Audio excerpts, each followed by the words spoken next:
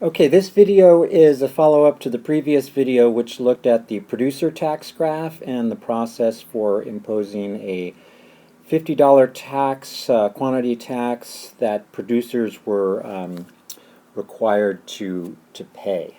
So let me get out of there. So the difference here, well, first of all, the tasks are the same. We're going to impose a quantity tax of $50. In this case, the consumers are responsible for paying. And once that tax is imposed, we're going to look at kind of explaining in words how the new demand curve is different from the old demand curve. Go through and identify the new prices and quantities, producer and consumer surpluses, tax revenue, and the deadweight loss. So again, following the same general pattern, the only difference is that we're going to be having the consumer pay the tax. So first step is what does that tax look like? How is it shown on the graph when the consumer is responsible for paying? So since we're focusing on the consumer, we're focusing on that demand curve, which is that marginal willingness to pay curve. And so we have to adjust it somehow if we're following the pattern from what we did before when we adjusted the supply curve when the producer was responsible for paying. So what do? It's a $50 tax. What we're going to do is shift that demand curve down by $50, okay? So we're going to have, obviously following the pattern before, we're going to have a different equilibrium. But the first thing we have to do is kind of explain how do we look at this new demand curve? I mean, and I'm using the term loosely, new demand curve. The original demand curve is still showing what's the marginal willingness to pay. So the question is, once it's shifted down, that curve is shifted down by $50, how do we read it? Well, in a way, what's happening is that adjustment is reflecting that when the consumer buys a good at a certain price, $50 of what they're actually paying out of their pocket, not necessarily the price that's on the tag, but the price on the tag plus the tax, we're looking at that amount of money coming out of their pocket and figuring out how much is actually transmitted to the producer. Okay, so that's the general idea. So if we look at any particular slice and any quantity, so we're saying this is the price that's being paid out of pocket by the consumer. Let's say it's about $120. According to this, about what it would be, 70 or 80 of those dollars would be, I'm sorry, $50 of that total amount would be the tax, which means only the remaining amount, so about $70 or $80 is would be actually transferred to the producer. So again, we're just taking a slice and explaining what the parts of the overall cost are, or overall price being paid out of pocket by the consumer. So let's just kind of look at the new equilibrium compared to the old equilibrium and just see if we can explain that better. So first of all, the original equilibrium, price and quantity, was the same as it was before. But now with that adjusted demand curve, when we look at money being paid out of pocket by the consumer, $50 of that going to the government, and so that payment out of pocket minus 50 is what's getting to the consumer. So if we look at that original equilibrium quantity of 75, the consumer is paying about $230 out of pocket, which is also the marginal cost of production. But the problem is, if you take that 230, take away that $50 of tax, then the amount of money which is actually getting transmitted to the producer is about, what is $185, okay?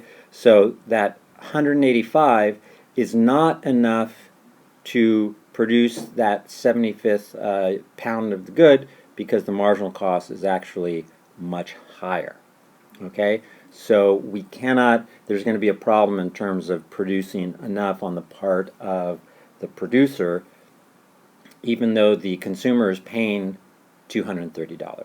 So what are we going to do?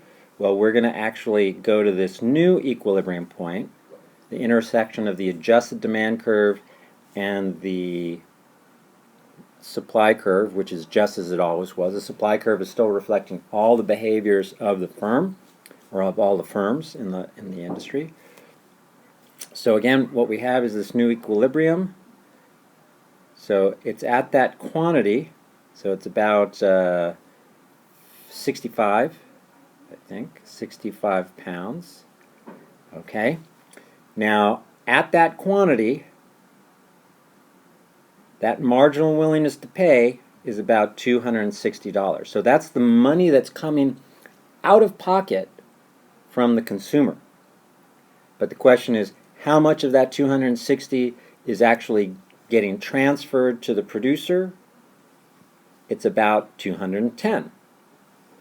Okay, which is the marginal cost for the producer to produce. That gets us to that 65 pounds of marijuana. Okay, so we have that amount which gets to the producer, that amount which is coming out of pocket from the consumer, and then the tax. Okay, so it's a slightly different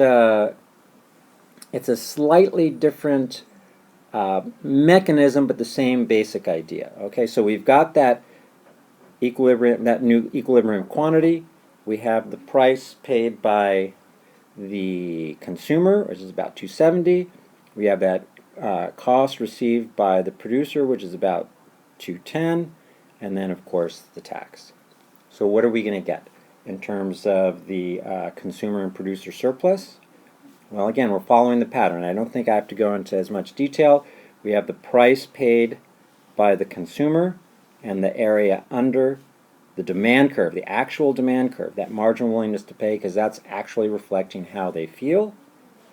We put in a little shading there. And let's just mark that, so that's consumer surplus. Then we have the producer surplus. So we're looking at the price received by the producer. Let's make this black. Price received by producer and above the marginal cost curve. Cross-hatch that. And we have the producer surplus. Okay? So that leaves us this block here. And that's our tax. $50 times that quantity. We'll just cross that hatch again, cross hatch that again, and that gives us our tax. Okay? So similar breakdown as before, similar picture. And then of course there's the last item. We want to identify the deadweight loss. And again, just like before, graphically it's just that triangle area, and again the deadweight loss is that foregone benefit. So without the tax, if we produced a little more, the increase in the benefits, and we could look at this as the increase in the total benefit, subtract out the increase in the total cost, and this triangle would be the net increase in the net benefit that would be generated. But here the problem is, because we have a tax, we have a situation where it's kind of changing things, and we're not at that socially efficient or market efficient point. Okay? So again, what we're going to do is go look at the next page to look at a cleaned up version. And again, you see the same thing as before. We have the consumer surplus, we have the producer surplus, we have the tax, and then we have the deadweight loss. Okay? And again, all reflected as a result of that adjusted demand curve. Okay? So the next video we'll just do a quick look at comparing the two results and just making sure we're clear on everything.